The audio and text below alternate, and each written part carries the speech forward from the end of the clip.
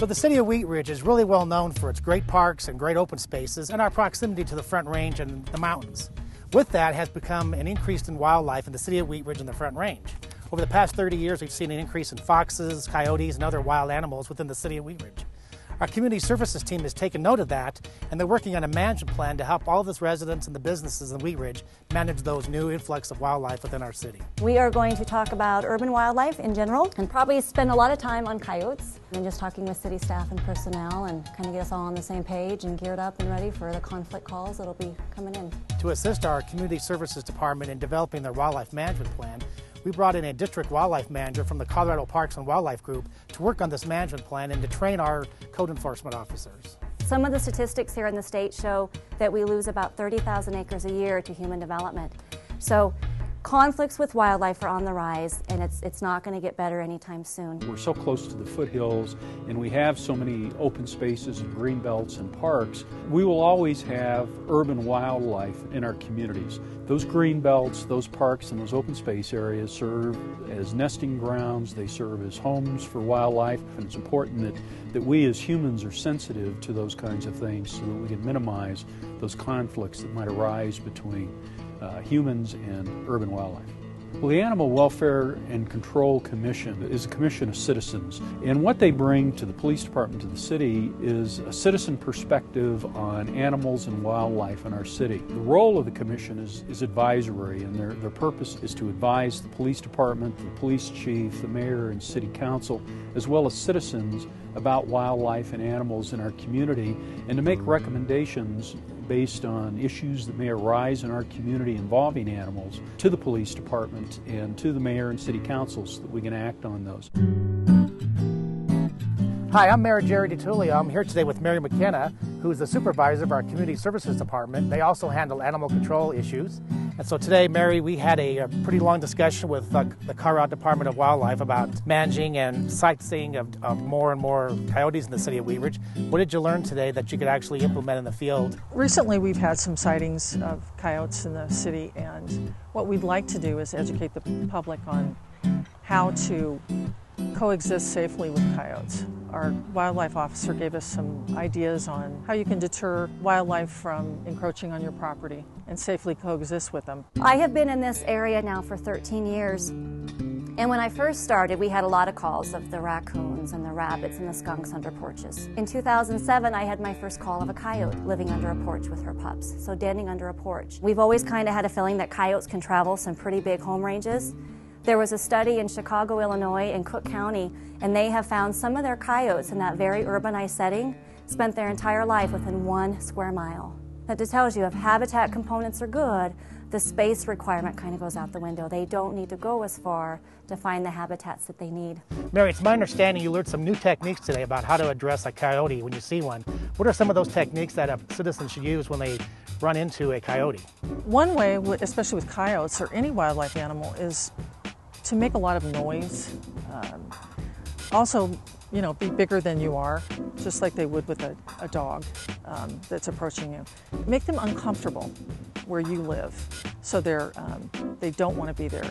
But you have to repeat this process over a few days or maybe weeks, so they will go away. Another thing you want to do, we have a lot of people that walk their dogs, and keeping your pet on a leash is one of the safest ways to ensure that your pet goes home with you. We'll have issues where coyotes will go after very big dogs. So they're staking out territories, and you have a 60-pound lab running through an open space.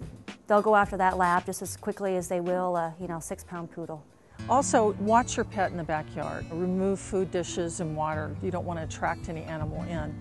They may come through there, but if there's something that attracts them, such as your dog or cat, just make it not so easy for them.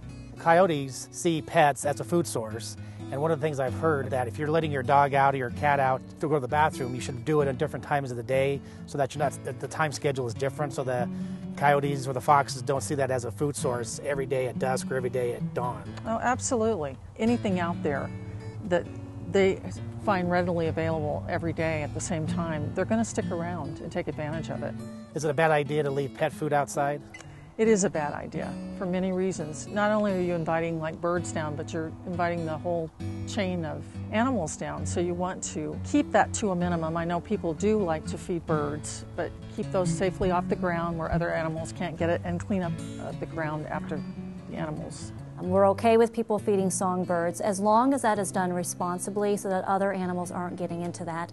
Because we know that when people are feeding one animal, they are inviting the entire food chain into our communities. And that's where a lot of these nuisance wildlife calls and the conflicts are coming from, is someone who, out of the kindness of their heart, are trying to save every bird or squirrel in their neighborhood. And what they're doing is causing a lot of conflicts with raccoons and skunks and foxes and what have you for all of their neighbors. Everybody has to be responsible about what they're doing. If they're citizens or residents or businesses, like you said, feeding certain wildlife, they're creating a potential problem all the way through the food chain. Anything that we can do to let our residents know that, again, we do have habitat-enriched environments, we do have a lot of urban wildlife, and there's a lot of blessings that come out of that as well. But I think all of us need to be on the same page as far as how we need to live and interact amongst those species to help minimize the conflicts that all of us have with them. Mary, it's my understanding that your department is working on a management wildlife plan for coyotes and other wildlife. What's the plan? We're going to be meeting over the next few months with Parks and Recreation, the Parks Commission and Animal Commission, and community service staff on developing a coyote management plan for the city of Wheat Ridge. In this plan will be education programs. We want to stay ahead of what we see happening, where coyotes are being sighted more, and we'd like our public to know a little bit more about how to interact with them and be safe. The Community Services team of the Police Department is available to respond to any citizen concern or interaction that a citizen may have with wildlife where they don't feel comfortable. Our purpose in doing that is to provide educational information to our citizens so that they understand why a particular incident may have occurred or a conflict with an animal may have occurred, and to provide them with some education so that the citizen can better understand how to enjoy the wildlife that they see without treading or getting so close to wildlife that you end up with a conflictual situation that arises. But for the most part, our coyotes really do tend to use more of those open space areas. And then when those dogs come through, they're coming right through their day loafing areas, they're coming right by their dens, they're coming right by areas they've just hidden their pups. And we're losing pets almost daily now here in the urban areas, and a lot of it are open space areas with dogs off leash. This is a little sign that somebody put up in the neighborhood about someone's pet. And really the bigger, broader picture is, if you're out walking with your pets, make sure they're on a leash, and also be aware of the wildlife around your pet, which is coyotes, foxes. Those animals could be a detraction to your pet and also harm your pet. So what you want to do is use the hazing techniques that have been discussed earlier in this video about how to avoid conflicts between your pet and wildlife in the city of Wheat Ridge. During the meeting, it was mentioned that it's really dry in the foothills this year, and back in 2001, 2002, we had bears coming down into the city.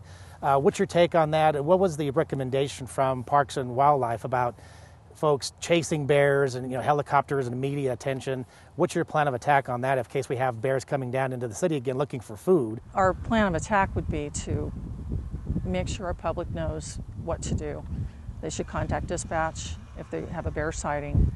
We would encourage people not to chase or follow the bear. And we try to manage it from just watching it have a perimeter where we can watch it until it's safely out of our area. They don't want to be here. They're just looking for food. So we really want to encourage people to contact us. Hi, I'm here with Margaret Pagent, and we're at my house today. I'm going to be the guinea pig, and we're going to go around my house and look for any type of wildlife hazards or attractions that may attract wildlife to my house as well.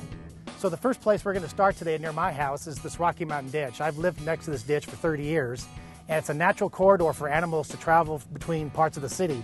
This Rocky Mountain Ditch runs basically east to west from Sheridan all the way to Youngfield and beyond. So Margaret's going to explain to us what things we should do near the Rocky Mountain Ditch to avoid attracting wildlife on a permanent basis. This is a great corridor for wildlife. If you see wildlife running through here, moving through, it's a natural spot for them to be. Good to keep things kind of trimmed down. Also have to realize you have an open space, an area that isn't irrigated next to your house, and you've got a nice irrigated lawn. The rabbits or whatnot are going to have a tendency to come into your yard and not be in this drier area. So Margaret, the moral of the story is smaller animals like squirrels and rabbits, including small pets, dogs and cats, bring in the larger predators into your yard, such as foxes and coyotes. Exactly. So Margaret, tell me if I've done the right thing here. At one time, these bushes went all the way down to the ledge here, and we were seeing wildlife food being buried behind the bushes. So they were getting in from this backside, and they were burying their food, and you could see like little dens. So one of the things that we had talked to your department about in community service was to actually trim the bushes up so that the animals couldn't have just a little secluded area. What's your comment on this right now? Do you think it's worth that we did this? I think it's a great idea. You can see it's lifted up, the cover's gone, there's no place to hide. Now you do have some shrubs back here that have not been trimmed up. And you can see with these untrimmed bushes, there's a lot more cover, there's a lot more places for animals to hide. So I think what you did in the front there is great. Well, what I've noticed, we come outside sometime in the morning, our cars are parked here, and I'll smell skunk, and I think that they're hiding in this area. I avoid it, but so your recommendation is that maybe you trim these up to about here? Yeah, it's personal preference, but yes, as far as keeping the wildlife away or keeping the skunks from surprising you in the morning, that's good idea. So Margaret, what else do you see around my house that could be an attraction for wildlife or insects or waterfowl? Well, a good thing just any homeowner should do is just maybe twice a year go around and look at your entire property, the outside of your house, see if you got something tunneling underneath along the foundation, or if you've got holes in the roof or underneath the eaves. And then you have this vent up here, and sometimes you'll get bats or birds or squirrels forcing their way in there. And a good thing to do is take something like this, another vent, but put a mesh on the back side. It makes it harder. So at least a 1/4 inch mesh to go on the back. Another part of visual inspection around the home is to look for vegetation. You have a vine growing on your home, so I imagine, do you get some other animals attracted into this? We do get a lot of bird nests, which attracts other animals, and then also once in a while I'll have to be knocking down a wasp nest. But I think in this case, the attractiveness of it kind of outweighs the hassle of the birds and the wasps, as long as we keep an eye on it to make sure that we're not getting a plethora of wasps or bees in that area. That's a great idea. Also, trimming tree branches away from the house so it isn't causing damage to the house, but it doesn't allow squirrels to leap onto the house. You're 100% right. We just had this tree trimmed yesterday. This tree branch was going right over the house, and we were getting squirrels hopping off the tree onto the roof and running around in the early morning hours. You could hear them, and then, of course, they're going to attract other predators. So we did have that branch cut off, so it's not even near the power lines or the roof. So, Margaret, a couple years ago, what we had a problem with, you called them flickers, I call them woodpeckers, is that they were hitting all of our eaves and knocking on that wood constantly. We actually had to put up metal siding to avoid the wood being damaged. Do you have any other quick ways of fixing that when you have a flicker or a woodpecker banging on your house at 3 o'clock in the morning or 5 o'clock in the morning? It's always 3 o'clock in the morning. Well, if you don't want to cover the whole house in siding, you just put in a metal plate up where the flicker's doing their damage, and granted it might be a little bit farther up, and just attach that to the house, cover up the hole where they're going after. And what they're doing is they're trying to attract mates, so it's creating a noise, and they think they're the biggest, baddest flicker around because they think it's a really large hollow tree, but it's your house. So the noise is attracting a mate? Right. Well, they got a lot of mates around here then, I believe. And as we were walking around your property here, I also noticed that this part of your fence is kind of bulged out here, and that, again, routine maintenance to close that gap would help. That would allow small critters in, might also allow a pet out. So just, every few months just going around and checking what's gapped and what needs repairs is always a good idea. Tell me to fix my fence here, huh? Yeah. Well, we don't have any pets that are outside, but I understand that if a small dog could get through here pretty easily, that'd be great food for a coyote or a fox. Or a large rabbit could come back out. Right, we could take care of that. Back here, at one time we had a lot of debris, wood, things that were great places for little animals or even medium-sized animals to hide and make their home for the winter. So this spring, we decided to do is clean it all out, got rid of all the wood, all of the stuff that any animal could hide in or burrow in or protect themselves in or have babies in for that matter. And we cleaned it all up. And it's really, it was an eyesore too for the yard. So my recommendation is if you have a location like this in your backyard or in your yard, try to keep it at least organized and clean and don't have anything that an animal could actually live in or hide in, especially during the winter months. And then they're going to be back in the spring and summer maybe to have babies for that matter. Jerry, I noticed this just is kind of a beginning. There's kind of a void here between the foundation and the ground here. It's a good place for a rabbit or a squirrel or a skunk to crawl underneath there. You don't want skunks, that's for No. So there's a couple things you can do.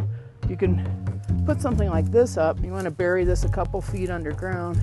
It's a one-way door, so if something's in there, they can get out. So if a skunk came out or a squirrel, they couldn't get back in. Right. What I do sometimes is I'll just put a lot of newspaper in there, and if it's disturbed, later on, the next morning, maybe something's come out. Oh, okay. Because you don't want to trap something underneath there.